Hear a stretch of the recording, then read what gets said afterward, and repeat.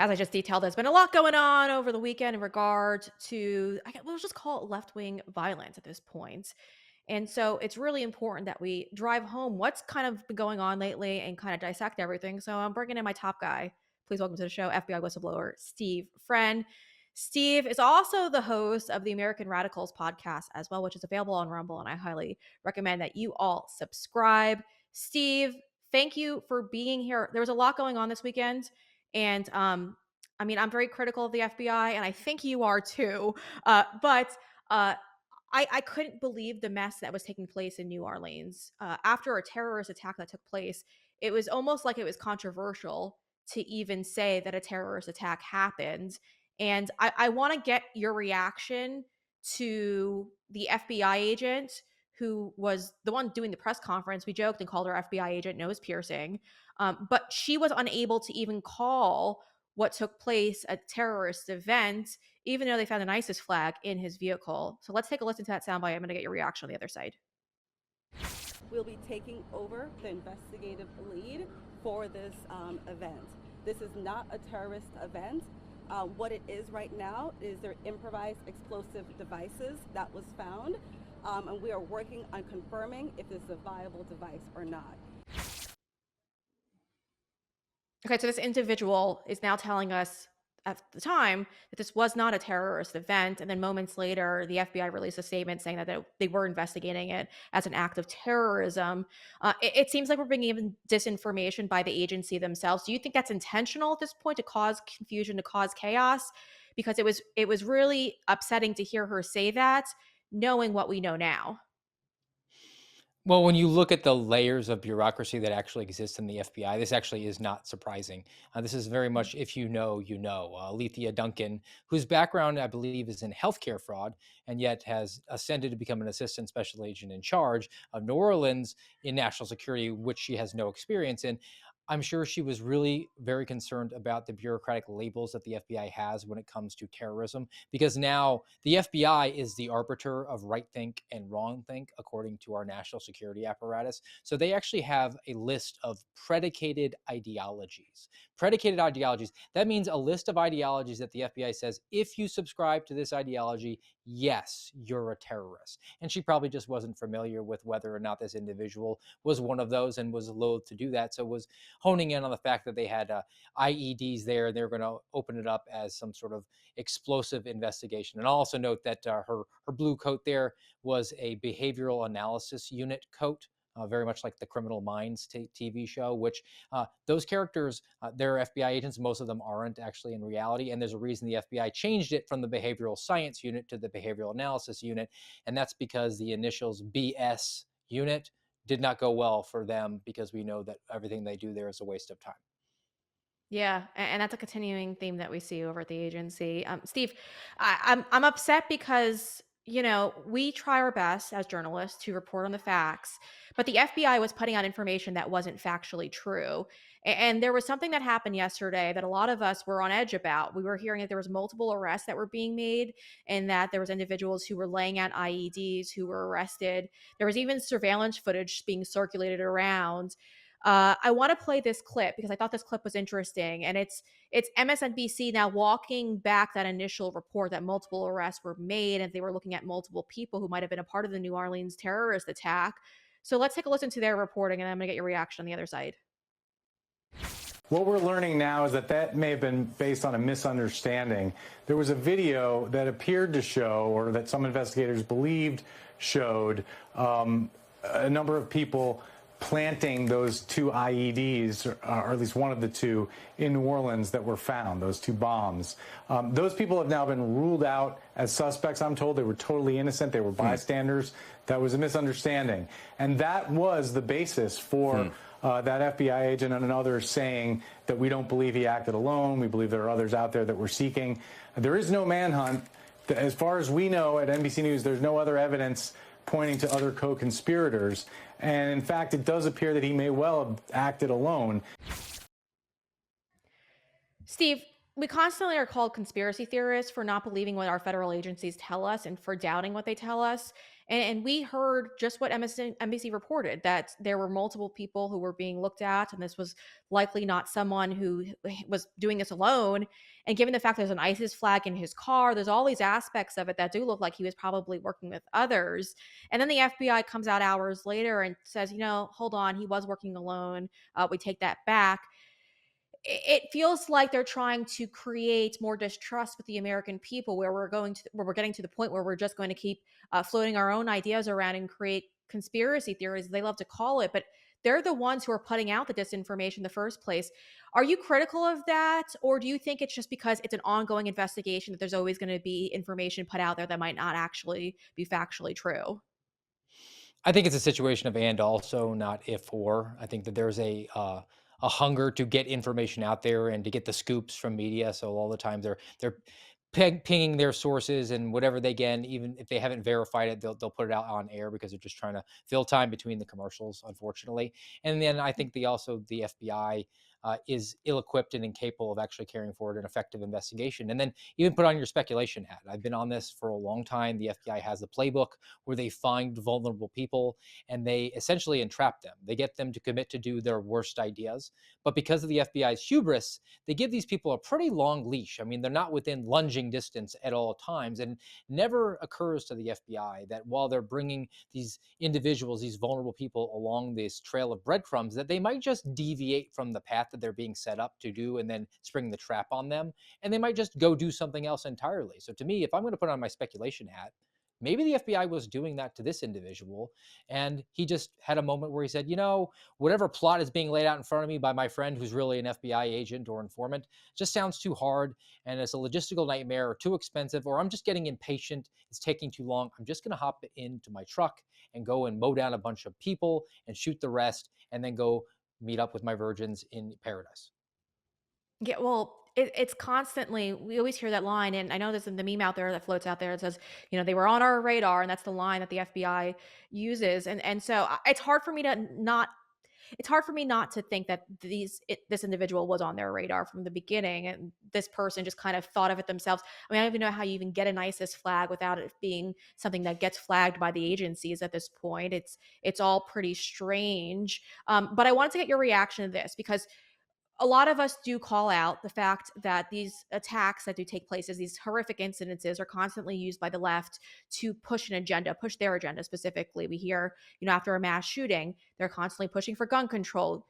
We also just recently heard this morning that the New Orleans DA is pushing for us to go more into a surveillance state at this point, that they want more surveillance on the American people and they want to chip away at our rights. Take a listen to his key words that he said during an interview with MSNBC, because it really highlights our argument here. Just after 9/11, I remember a time when I could run from my car to the gate to catch a flight. After 9/11, we realized we need to do things very, very differently so that we can all arrive at our destination safely. I think you're going to see a lot of things change in the city of New Orleans. And actually, I think you're going to see a lot of things change in this country in terms of how we handle large-scale events where there's pedestrian access and where vehicles are allowed. I think you're going to see things change in terms of the level of surveillance that we have in this country. We've pushed back against some of that, but when you look at places like the UK and other European places where CCTV is very commonplace and used proactively so that it can look for signs or indications of an attack, I think you're going to start seeing those things in this city because I'm going to be pushing for them. And you're going to probably see them in a lot of other places that are destination cities like the city of New Orleans. Okay, Steve, we saw this after 9/11. The Patriot Act is one of the most horrible pieces of legislation that was pushed through. This gives me Patriot Act 2.0 vibes only because of the fact that he's pushing it. He's pushing for mass surveillance, and he's using this tragedy to justify it. But and this is from what eyewitnesses said, normally in the area there's concrete barriers up because there was an accident back in 2017 where a drunk driver did plow through individuals who were walking on the sidewalks. And so New Orleans learned the hard way that they needed to create some type of barrier between the cars and individuals walking. And it wasn't there that day. So my point is this: it seems like, and this is where people get, a little conspiratorial, that our government is intentionally not acting on threats and that they are intentionally failing. A lot of people call it incompetency. I think at this point they're intentionally failing us so they could push things like you just heard him push mass surveillance, becoming more of a surveillance state than we already are. What do you think of it? Because it does seem convenient to continuously use these things to push an agenda.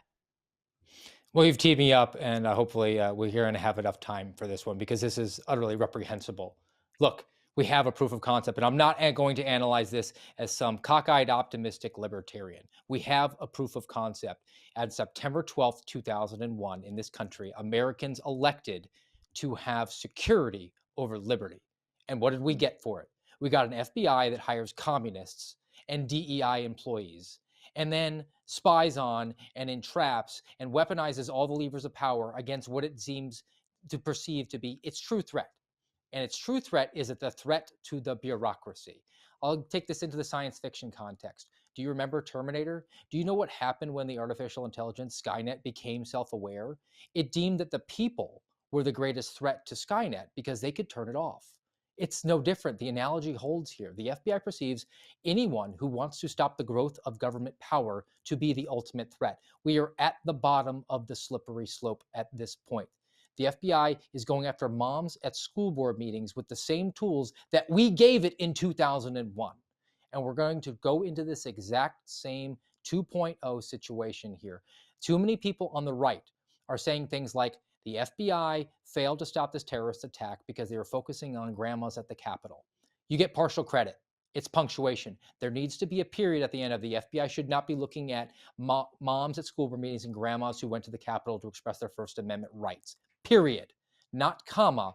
And they should be devoting more resources to radical Islamic terrorism. Because I'm not saying that the radical Islamic terrorism isn't evil. I think it is. I think communism is evil. I think that Democrats should be called communists because they're all evil.